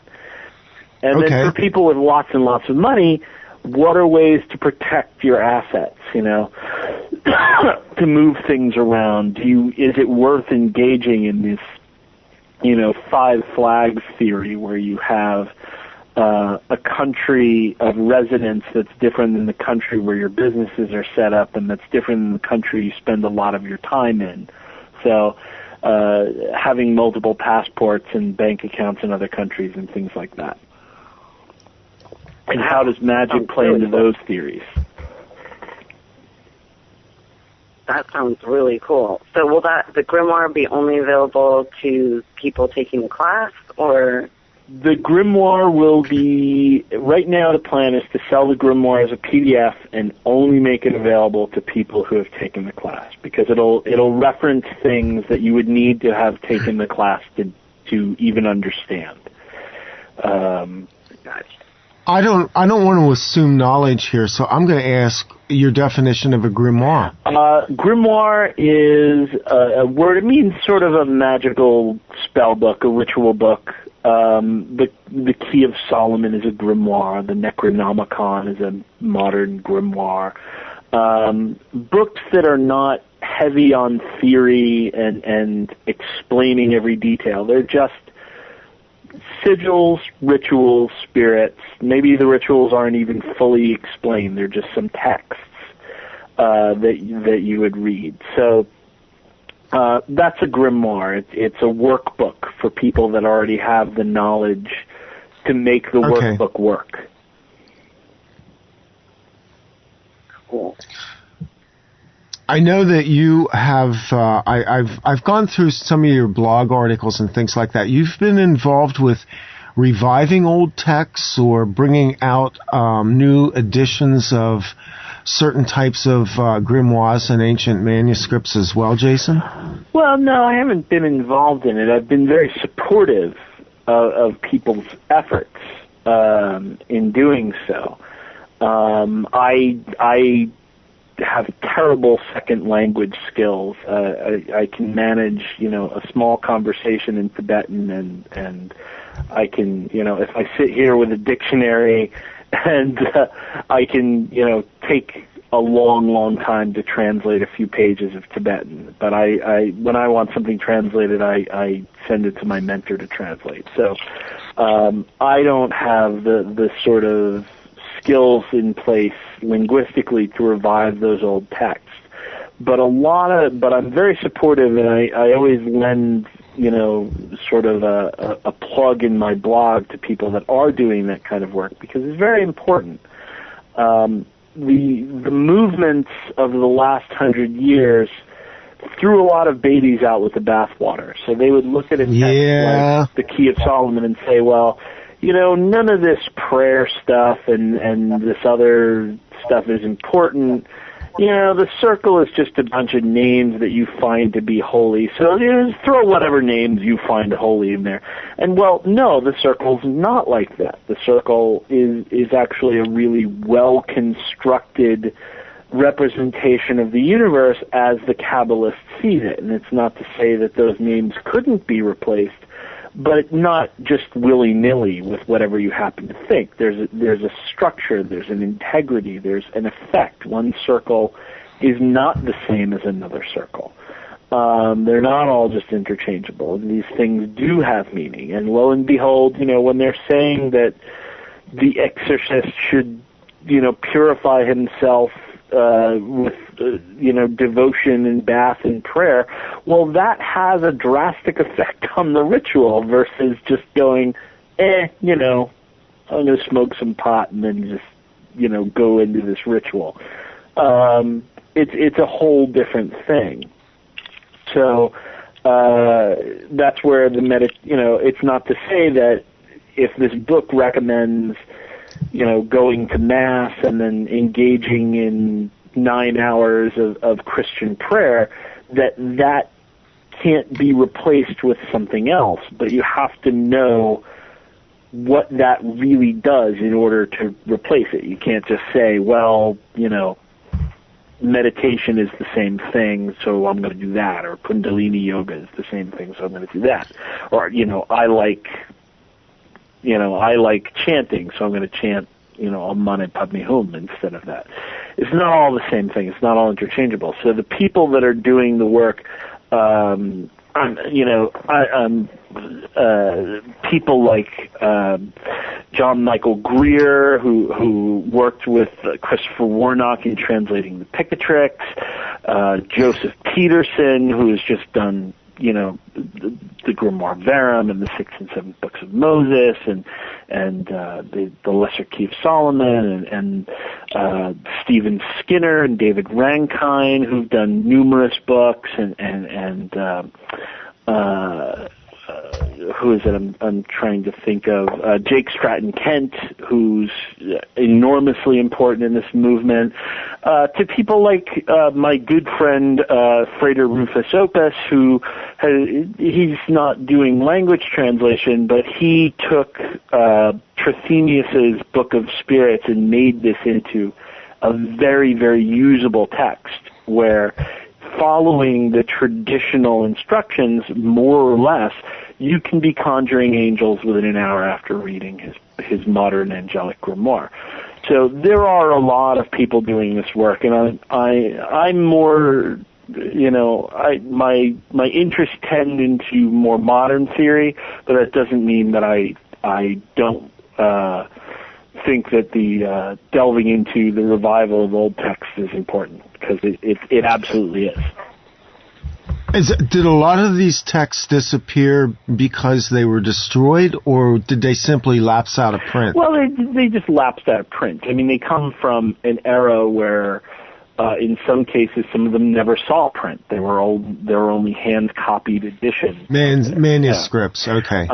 Yeah. So it's in many cases, people didn't even know that they existed until a few years ago, and with the internet and digital communications, and libraries are able to see what they all have now. It's so much more. It's so much easier to do this kind of work. How much has the internet played into reviving some of the aspects of interest in magic, sorcery, and things like that? Has that sort of seen a resurgence as a result of the connectiveness of the global community? Well, I mean, the modern revival predates the internet by a good deal, but the internet certainly fast-tracks people. I mean, I remember when I was young and I first wanted to join the OTO, it took me, months to make contact with the New York Lodge and to, find out where they were and how to get in and so on and so forth. Whereas nowadays, someone hears the name Aleister Crowley on TV, they get online, they can read all the pertinent works of his online, and then, by the end of the night, they've got their Minerval application into the Ordo Templi Orientis. So it's a very different world today. It's a very different process. People learn things much faster, which is usually good, but not always good. There are certain things that, get lost along the way. And people that are doing it based off the internet get frustrated if something is not readily available on the internet. Well, yeah, that's the instant gratification culture. I remember when I first started making references to the works of Andrew Chumley, people, more than a few people, were furious because it wasn't something they could look up online. It wasn't something, the books weren't something that they could just order from Amazon and have at their house in a couple days. These were, books that were fairly expensive, and they were limited edition prints. And I would say, well, yeah, they are, but they're out there. Even if you don't get to own one, they're out there. You can find somebody that has one. You can go and look at it and read it. There are ways of getting the knowledge. It's just about doing the work and getting it. But people nowadays, because so much comes easy, they don't know how to deal with the things that don't come instantly easy. And the problem with books and magic has always been there are some people that are doers and there are some people that are readers. And sometimes the people that are looking for something to read, the books that give you something good to do are not always the books that give you something good to read. You know what I mean? Yeah, it's like the difference between reading the cookbook and baking the cake. Exactly. It might not be all that much fun to read the cookbook, but it'll give you a good cake. Hey, Miranda. Yeah. You're quiet there. I know. You're quiet there. I'm drinking it all in. I was actually just thinking along those lines, we have a group of people who have a tremendous amount of innate ability, so to speak, and we get asked a lot, where do I start? And so I was just wondering, for somebody who sort of feels it naturally to themselves, where would you recommend that they start, or how? Well, this is the first thing is if they already have an idea of what they're looking for. Like if someone's interested in witchcraft, where do I start is different than if somebody is just interested in magic, where do I start? Maybe I should narrow it down a little bit, because actually the people that we deal with are people who legitimately do get attacked a lot and have not had any real education in protection. So maybe narrow it down to people who want to protect themselves. I wrote a book for them. Yes, Protection and Reversal Magic, and I totally recommend that. So that would be the place to start. And then there's a bibliography in there that they can go on and from to learn different aspects. And I mean, on the one hand, when people ask me, where do I start learning sorcery, I hate to say, well, my stuff. On the other hand, if I thought that there was a better place, I wouldn't have written the book and the course. So, I've actually found a lot of, done a lot of research, and a lot of the stuff, it's all the same, and it's very light and fluffy and involves potpourri and other things that just don't work. And yours is the first book I found that actually has stuff that works for protection very, very well. Well, thank you very much. And I like that it draws from different sources. Like you've got the hoodoo stuff and other things, and so I like that because it just boils it down to what's needed and what works. So, yeah. Good. Well, thank you very much. And you write with a really good sense of humor too, by the way. I like that. It's not dry and preachy, especially the financial sorcery, but you really have a lot more humor in there, and that's appreciated because a lot of people, again, are expecting something very didactic, and it's down to earth, which is great. Well, thank you very much.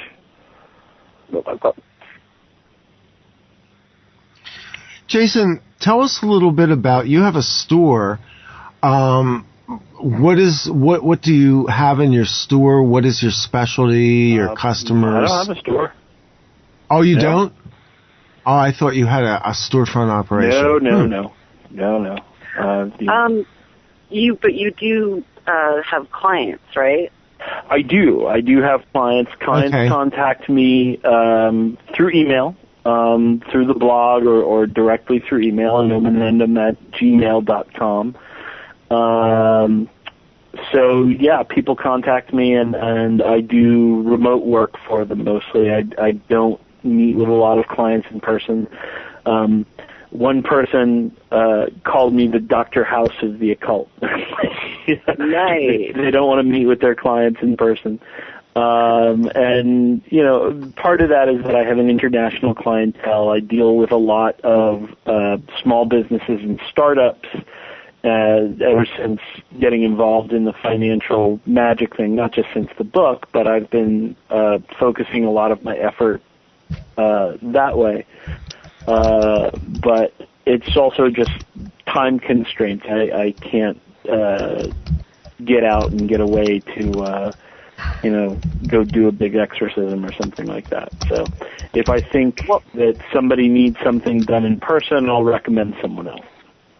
Okay. So what sorts of things do you do? I know you don't do curses, which is good, but what sorts of things do you find that clients approach you for needing? Well, I have a lot of clients that are looking at wealth-building issues. Actually, surprisingly, I don't have a lot of clients that come to me looking for talismans or help with debt. Not a lot of people come to me with huge debt problems, and the ones that do, I actually usually do something for them and then tell them to pay me when they feel that it's worked. Because my opinion is that, if you're seriously in debt, the last thing you want to be doing is paying a sorcerer to do a lot of magic for you. I'll do like a talisman for $50 or something like that. But if they want more done or something more elaborate, I might agree to it and then just say, why don't you pay me when it's done? Now that I can't do that for everyone, so again, if you're listening and 100 people write me tomorrow, obviously I can't do like 100 pro bono jobs. But more often than not, it's people that are looking to, they're not necessarily in debt, but they're looking to improve their lot in life. So they write to me with help building wealth. They write to me for help starting a business. They write to me with help in legal situations. Sometimes they are looking for that kind of help. Every now and then I'll take a love case. Usually I only do love cases where it's someone who is not looking to enchant a specific person. They're looking to get a talisman to attract a lover, or, in that case, I don't care. It could be to get married. It could be to, get laid by a different person every night. That's all fine. It's all good. So I'll be happy to do those kinds of rituals for people. Every now and then I'll take something that involves a specific person, but the readings and the signs have to be there for me to do that and be okay with it. But so that's the kind of work that I do for clients. I also do some, just brainstorming sessions where, they're starting a business and they want to run it by me, or they want to break into doing something else and they want to run it, get my opinion both magically and mundanely. So I'll consult, for a consultation fee. I'll actually get on the phone, which is another thing I do very rarely. I don't do a lot of phone consultations. I'm not a big reader. When people want like long, elaborate readings, I send them to someone else. But you do, in your books, you talk about, and I wanted to bring this up, you talk about the importance of, before you do any big ritual or you're deciding on which course of action to take, you stress the importance of doing a divination to sort of get a read on the situation. Yeah. Can you talk a little bit more about that? Yeah, I mean, on the one hand, divination is a really useful tool to give you the gist of a situation. And if you're a really, truly gifted reader, it can be a good tool to give you the details of a situation. But there are maybe a dozen readers like that on the planet who can, accurately tell you, where you lost your keys. I know one. I know where to tell anybody to find their keys. I know one. I know one really accurate reader like that. That I would trust with that level of minutia, who can pull names out of the air and things like that. So there's, so before doing a spell or working, I'll lay a few cards and say, what will be the outcome of me summoning the spirit or doing this ritual for this person? And it'll give me a general gist of things, or I'll just, I'll enter into a trance and consult with my spirits about it, which is more often than not what happens. And then I'll do a card reading to confirm, and then maybe I'll do another type of divination to confirm. And then if it's important, I'll also look for signs. I'm a big believer in using multiple sources of divination to build actionable intelligence. And this is the way intelligence agencies think about things. They get data in from all over the place, but no individual piece of data is worthwhile unless it's corroborated by other pieces of data. And if you have enough pieces of data, then it becomes actionable intelligence and not before. Mm-hmm. So that's sort of how I think of it. I think people, when they get, especially with the protection stuff, I can't tell you how many people write me and they're like, I went to see a reader and they told me I was cursed. And I'm cursed by my aunt who's doing active curse work against me every day. Why is she doing this? Who the hell knows? Does she have any background in magic? Well, no, not really, but she must, because this reader told me that she's doing magic against me. And then I went to see another reader, and they told me that I'm cursed, but they told me that it's a spirit that follows my family. And then I went to see another reader, and they told me it was this other reader that I went to see who's really doing the magic against me. And then they come to me and they're like, so you got to protect me from all these people that are out to get me. And it's like, well, did it ever occur to you that your readers weren't accurate? Yeah. Either that or you're psychically paranoid. Right, exactly. So it's sort of like with divination, it's important to get a read on it. It's important to get a feel. But it's more important to take action. There are some people who feel like unless they have assurances that absolutely no one will be hurt, transgressed against, or inconvenienced in any way, can they possibly do magic? Well, guess what? You're never going to have an action, magical or otherwise, that doesn't somehow, some way, inconvenience or step on the toes of somebody else. It's the real world out there. If you get a promotion, somebody else doesn't get the promotion. That's the way it works. If you're doing a spell to get promoted to the management job, the other people that are up for that job are not getting it. So in effect, if you're overly paranoid about it, you can look at it as you're doing a curse against the other people to not get that job by doing a spell for you to get the job. And then there are people who go, well, I can't do any magic for it. But the thing is, magic is not different than any other action.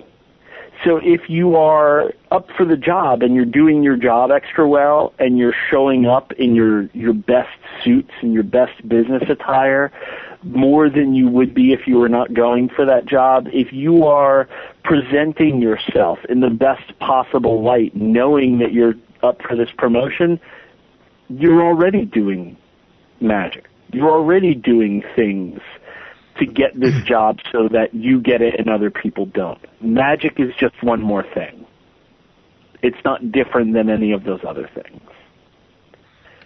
So that's actually a pretty cool way to look at everything we've talked about tonight, Jason. Kind of a nice wraparound, because I think people get caught up in the language of occult or the language of sorcery, and they forget that magic is practical. Magic is something that's all around us, and it's a power, it's a force that we can learn to tap into. Absolutely.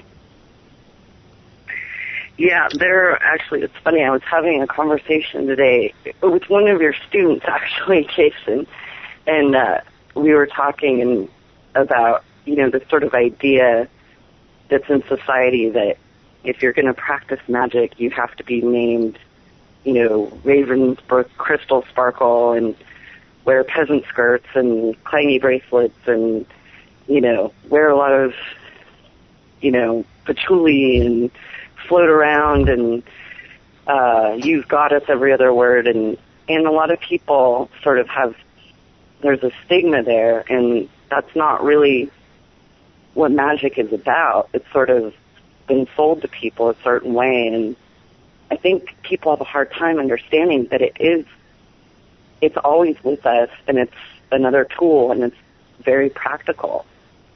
Oh, absolutely. Yeah, I mean, most of the magicians that I work with and witches that I work with, they dress for whatever is appropriate at the time and place. And, I mean, one of the blog posts that I made that got the most reaction of over any blog post that I made in like that season was about the power of the necktie. And I read that one. The effect that the necktie has on people as a magical and psychological device. Oh, there's a whole science behind that. Oh, absolutely. Yes. And a long history behind it. But people wrote me and were like, you're promoting a corporate culture of drone and just what do you call it? Just becoming conforming, and this is exactly the opposite of what magic should be about, and blah blah blah blah blah. And I just pointed out, I said, well, the corporate uniform is the corporate uniform, and whether you want it to be what's necessary in certain corporate environments, and certainly not all, whether you want it to be or not, it is. So, if you're working at AIG and you rebel against it, you're not going to get far. If you're working at Microsoft, it's a different story. If you're working at Firefox, it's a different story. You can wear pajamas to work. But, if you're working at AIG or at Ernst & Young or something like that, the necktie is, strangely enough, the only place that you can display some originality, that you can display a pop of color or personality. So, you make that work for you. But some people just could not see it. It was just, they rebelled against the very idea that of working with circumstance as opposed to just bitching about the way life is. And that's the difference between sorcery and fantasy. Sorcery is, well, okay, maybe I don't like either one of the guys that are going to be president all that much, but one of them is going to be president, so I have to figure out which one to support and throw my weight behind, and what policies I'm going to work to change of theirs, and so on and so forth. Whereas wishful thinking is, man, it's the system is corrupt, so don't even vote, don't participate, because, man, it's the system, and the only vote that matters is a vote against the system. I'm like, well, yeah, but that's not going to happen. So deal with reality. Wow, what a concept. A wizard who believes in reality. That's really interesting. Anything else we want to kick around here? I got to close it out soon because it's growing that hour of the night when we need to wrap things up. Oh, yeah, it's late. I think we're over 2 hours now. Yeah, we're over 2 hours. We're late and we're over time, and I need to thank Dave for humoring me tonight when I couldn't get my stream going. So, Jason, one more time, tell us where you can be found, tell us your books, and any information you want to get out there. All right. If you want to get to me directly, it's inominandum@gmail.com. That is INOMINANDUM@gmail.com. But if you want to make life easy on yourself, Strategic Sorcery. Just Google it and you'll find me. And again, my books are Protection and Reversal Magic, The Sorcerer's Secrets, and the new one, which is Financial Sorcery. And of course, there's my 1-year training course, which is the Strategic Sorcery, and you can find out about that on my blog or on my website, or just write me directly with the word Strategic Sorcery in the title, and I'll send you the info packet on it. I get a lot of good feedback from people on it. People have done amazing things with the material in that course, have turned their lives into really remarkable things. More than anything else I've done, that course has really made an effect in people's lives for the better. So that's me, and that's pretty much what's out there at the moment. Well, I thank you for coming on, and thank you for expounding on subjects that I really haven't talked about on this show before. So you kind of crossed the Rubicon tonight on Offplanet Radio. Stay on the line. I'm going to close the show out, and then I'll get a chance to chat with you for a second. Miranda, thanks for joining us and for bringing along some of your questions tonight. You were, you sort of shortened your list. I did a little bit. And Miranda can be found at DuncanOfinian.blogspot.com, where she posts a lot. And we will be back in 2 weeks. September 26th, we return from a 2-week hiatus. My guest will be Nick Redfern, who is a well-known author, and Peter Sterling, who is a harpist and author. We're going to talk about music. We're going to talk about angels. And that's going to wrap it up for this show. We'll be back in 2 weeks, and we'll see you then.